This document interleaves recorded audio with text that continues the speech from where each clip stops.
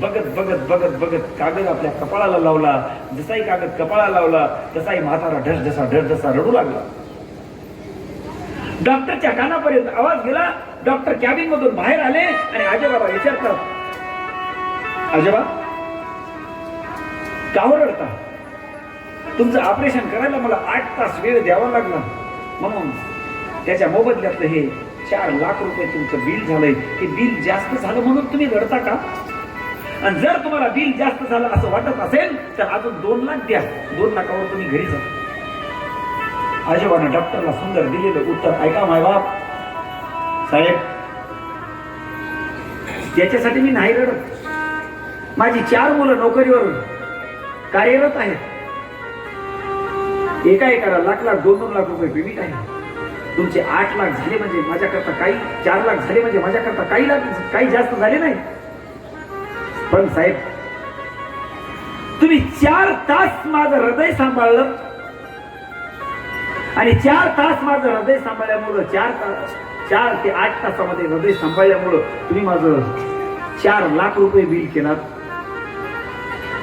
तर साहेब, माझा अखिलकोट ब्रह्मांड नायक पांडुरंग परमात्मा त्या भगवंताने माझं हृदय आजपर्यंत सांभाळलंय. त्यानं मला बिल कधी मागितलं नाही, पण त्याला बिल मध्ये मी कधी दिलं. साहेब, मी त्याच्यासाठी नाही रडत. मला एकाच गोष्टीची खंत वाटते की ज्या माझ्या मंदिरात बसलेल्या परमात्म्याने आजपर्यंत माझं हृदय सांभाळलंय. त्यानं मला कधी बिल मागितलं नाही. त्यानं मला प्रकाश दिला, त्या प्रकाशाचा चार्ज कधी मागितला नाही. ज्या परमेश्वराने मला ऑक्सिजन दिले, वायू दिला, त्या परमेश्वरानं बिल कधी मला मागितलं नाही. त्यासाठी मी नाही रडत. पण माझ्या भगवंताच्या बाबतीत जर मी बिल द्यायचं असेल तर काय करू साहेब? त्यावेळेस मला डॉक्टरने दिलेलं उत्तर ऐका माहिती. डॉक्टर साहेब आजोबाला म्हणतात, आजा काहीच अडचण नाही, तुम्ही माझं बिल देऊ शकत नाही ना, मी तुम्हाला मागत नाही, हा बिलाचा विषय नाही. तुम्ही भगवंताचं बिल कुठं भरावं असं मानतो ना, त्याच्यासाठी भगवंताचं एक केंद्र आहे, त्या ठिकाणी तुम्ही बिल जाऊन अवश्य भरू शकता. आजोबानं प्रेमाने विचारलं, डॉक्टर साहेब कुठलं केंद्र आहे? भगवंतानी असं कुठलं केंद्र लावलं की ज्या केंद्रामध्ये त्यांचं चार्ज घेतला जातोय? असं माझ्या भगवंताचं कुठलं केंद्र आहे? त्यावेळी डॉक्टर साहेबांनी सुंदर उत्तर दिलं, तुमच्या गावामध्ये अखंड हरिनाम सप्ताह आहे, पंच कमिटी पारावरती बसलेली आहे आणि ती तुम्हाला वार्षिक सप्ताहाला पट्टी मागते. तिथं तुम्ही पट्टी खर्च करा, तिथं तुम्ही काय देणगी द्यायची अशी ते द्या. ते मात्र भगवंताचं बिल त्या ठिकाणी भरण्यात येते. आजोबाला आनंद वाटतो. ठीक आहे साहेब. लगेच हाताला गावाकडे येतोय आणि भगवंताच्या नामाचा जयघोष करत असताना अखंड हरिनाम सप्त्या करतात. लागल तेवढी देणगी देऊन मोकळा होतोय आणि त्या भगवंताची कृतज्ञता व्यक्त करतो. म्हणून भगवंताचं बिल भरायचं केंद्र कुठं जर असेल तर ते हे आहे माझा वार्षिक सप्ताह आपल्या गावामध्ये होतोय. मोठ्या प्रेमानं उत्सव होतोय. इथं या त्या पंचकमिटीकडे द्या, म्हणजे तुमचं बिल ऑटोमॅटिक माझ्या भगवंताला पोहोचेल. ही महाराष्ट्र भूमी आहे, थोर संतांची भूमी आहे. मेवाड देशचा राजा आणि त्याची एक सुंदर नावाची मुलगी एक चरित्र करून पुढे जातोय. उद्या चरित्रामध्ये आपल्याला भक्त प्रल्हाद चरित्र करायचंय. उद्यापासून दररोज झटक्या होते. महाराज, मेवाड देशाची राजा, त्याचं नाव राजाजी. सुंदरशी मुलगी जन्माला आली, लाडात मुलगी वाढली, एकुलती एक मुलगी. आणि मुलगी जन्माला आल्याच्या नंतर माणसाला आनंद होतो आणि मुलगी जीवनामध्ये असावी का? ज्याच्या जीवनामध्ये मुलगी नाही ना, त्याच्या जीवनाला खऱ्या अर्थानं रंग नाही. आता नाही त्याला नाहीलाच आहे. ज्याच्या जीवनामध्ये मुलगी आहे ना, त्याच्या जीवनाचा रंग आगळा वेगळाच असतोय. काय डौल असतोय, काय थाट असतोय महाराज. म्हणून जीवनामध्ये मुलगी असावी. बऱ्याच जणांना काय वाटते की मुलगी नको झाली. अरे मुलगी या देशाचं वैभव आहे. एक मुलगी जर जन्माला आली तर तुमच्या कितीतरी पिढ्यांचा उद्धार करू शकते. पण समाजाला काय काय काय कंटाळा आला की महाराज मुलीच्या बाबतीत म्हणलं की लोक समाज मुलीला स्वीकारायला तयार नाही. हे आई नको करू तुझ्या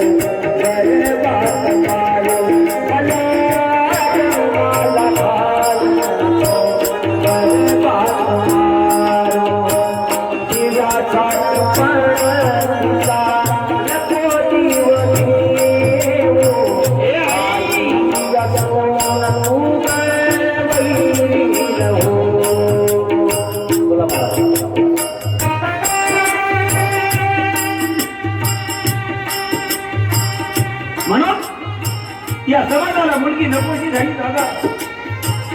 मुलगीला आत्मसात करा. काय वैभव असते, काय घराचं मांगल्य असते, काय घराची शोभा असते. तुम्ही जर घराच्या बाहेर पडलात, अजिबात घरातली माणसं तुमची काळजी घेणार नाहीत. पण तुमच्या दारात असलेली मुलगी मात्र आईला 100 वेळेस विचारेल की आई अजून पप्पा कळाली नाही. मुलगी तुमचं वैभव आहे. फक्त आणि फक्त मुलगीच विचारते. माईच्या पाठीमाग जर कोणी तुमचं या जगामध्ये असेल तर ती म्हणजे तुमची मुलगी. लोक मुलीला विचारायला तयार नाही. 2 मुलं झाली की बस विषय संपला. तिसरी मुलगी सुद्धा नको म्हणायला लोक तयार नाही. राजा आणि त्याला एक मुलगी झाली. सुंदर असं कन्या रत्न, जिचं नाव मीराबाई ठेवण्यात आलं. जिचं नाव मीराबाई ठेवण्यात आलं. मीरा लहानाची मोठी होत असताना दारावरती एक आलेला योगी बघितला आणि त्या योग्याच्या हातामधली एक मूर्ती बघितली. त्यावेळेस त्या मूर्तीकडे बघितलं. आहा, काय परमात्मा माझा किती सुंदर आहे. सुंदर माझा परमात्मा आहे. आईला विचारलं, आई काय बेटा. मान्य ठिकाणचे स्थळ येऊ लागले होते. तरी पण मीरेनं सर्व नाकारलं आणि सांगितलं, बस बाबा, माझ्या जीवनाला अर्थ नाही. आणि मी जीवनामध्ये लग्न ज्याच्याशी करायचं ठरवलंय आणि त्याला मी माझ्या सान्निध्यामध्ये घेतलंय. तो म्हणजे माझा अखिल ब्रह्मांड नायक, गोकुळचा कोण, कृष्ण परमात्मा आहे. ते मीराबाई त्या भगवंताच्या भजनामध्ये तंग होत असताना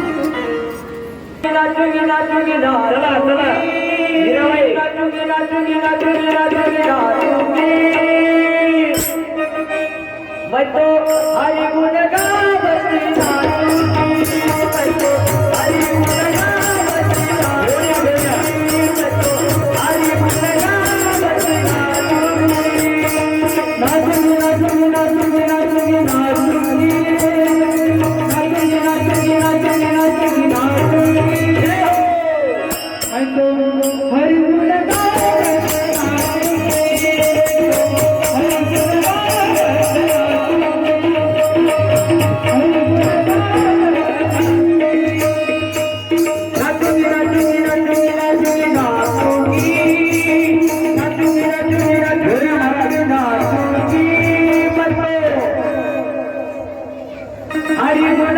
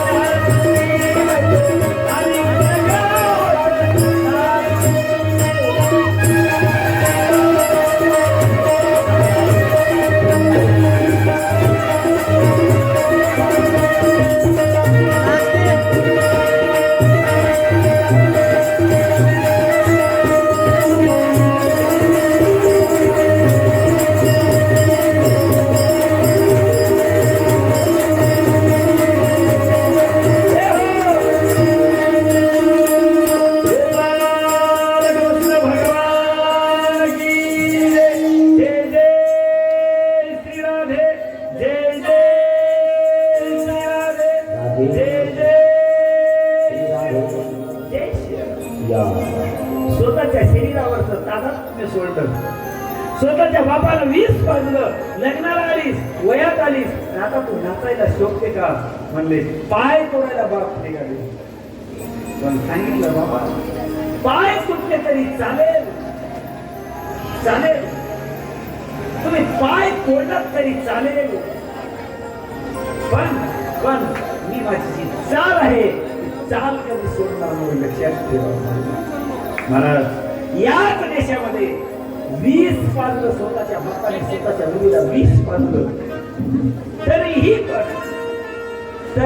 पण 20 पाजून सुद्धा 20 बचवण्याची क्षमता, 20 बचवण्याची ताकद आमच्याच देशामध्ये आहे. त्याला भारत देश म्हणतात. त्यालाही बोलून घेऊ. माझ्या देशाचं वैभव आहे आणि माझ्याच देशामध्ये 20 खाऊन सुद्धा लोक वाचतात. तेच हे भारत देश आहे. हात तोडल्यावर सुद्धा परत हात फुटतात. तोच हा माझा भारत देश आहे. मेलेली गाय मूर्ख लोकांनी कीर्तनात काढून टाकावी. मेलेली गाय सुद्धा उठते. तर याच देशामध्ये आणि याच राष्ट्रामध्ये दिसते. हे आमच्या राष्ट्राचं आणि आमच्या देशाचं वैभव. म्हणून म्हणून म्हणून त्या मीराबाईनं सांगितलं, बाबा अजिबात तुम्ही काही केलात तरी चालेल, चालेल, पण मी ज्या मार्गाने चालते तो मार्ग माझा माझा मार्ग राधा.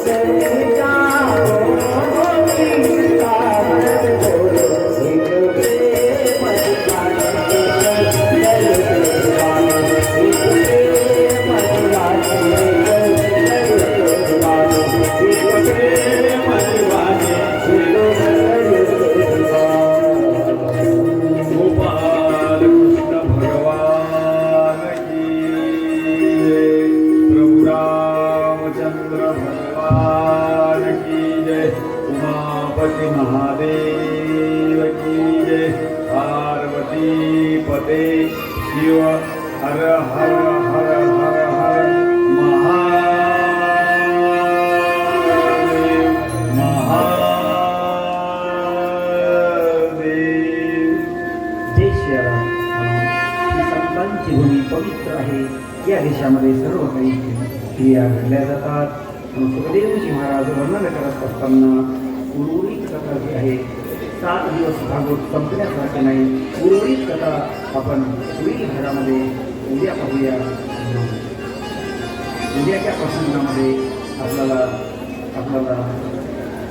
हिरण्याक्ष हिरण्यकश्यपू भक्त प्रल्हाद चरित्र आणि नरसिंह प्रगट आपल्याला करायचं आहे. तिथेही आपल्याला जायचं आहे. पुढे पुढे पक्षतेला पूर्ण विराम करायचा आहे. त्यासाठी सर्वांना प्रार्थना आहे. ठरलेल्या